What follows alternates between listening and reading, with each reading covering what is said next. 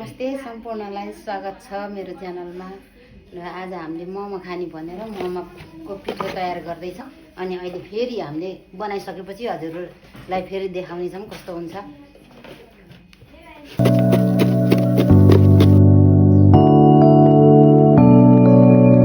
चटनीको लागि मैले यो टमाटर पकाएर लसुन खुर्सानी पकाएर राखेको। अब चटनीलाई ग्राइन्ड गर्ने भनेर यहाँ गर्न लाग्छु। चटनी रेडी भयो एकचोटि। अब नअटेको फेरि थोरै पिस्छु र अनि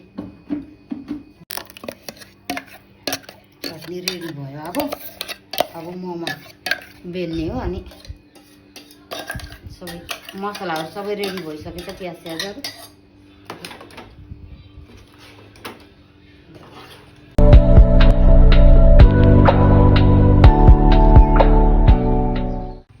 चिकन किमा हो। अनि लसुनको पेस्ट, यो अदुवाको पेस्ट, यो पियाज, यो बन्दा,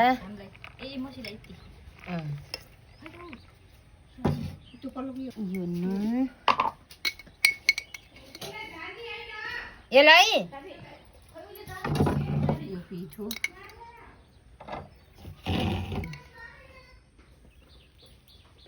झान्नी के तेल राख्ने भन् त के गर्ने। यो तेल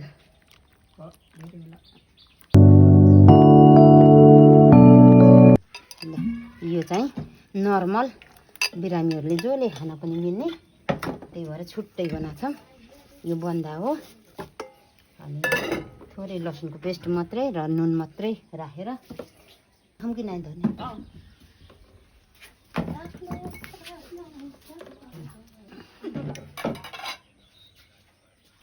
नुन चाहिँ हामीले स्वाद अनुसार, अब हजुरहरूले कति राख्नुहुन्छ, हामीले चाहिँ एकदम कम थोरै तेल राखेर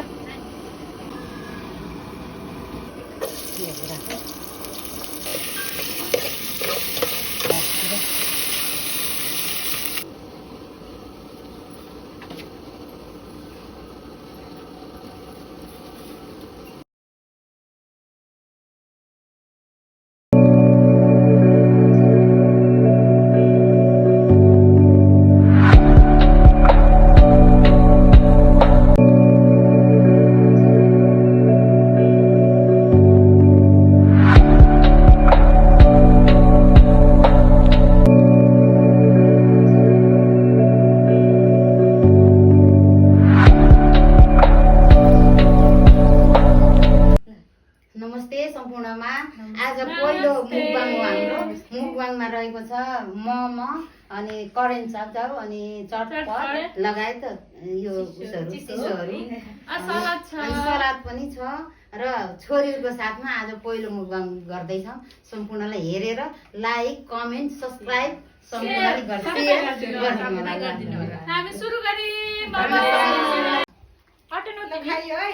आउने त तिमी चिकन लाग्यो टप्पो झन् कति मिठो भयो।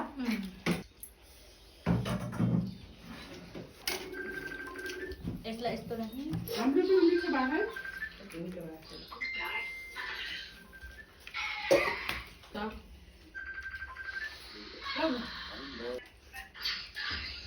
सलादमा मोमो राखेर खाम है भनेर खाएको पहिलोचोटि मैले यसरी खाएको। अनि एकदमै मिठो लाग्यो। र नानी पनि उहाँ हाँस्दैछ मुर्छा परिपरि मैले खाएको देखेर। खाँदा मोमो एकदमै जुसी मिठो थियो, तर खानै सकिएन। मन अगाएर हो कि के हो, नानी पनि एकदमै हाँसै खानै सकेन, हात हल्लाइ गर्न थालिन्।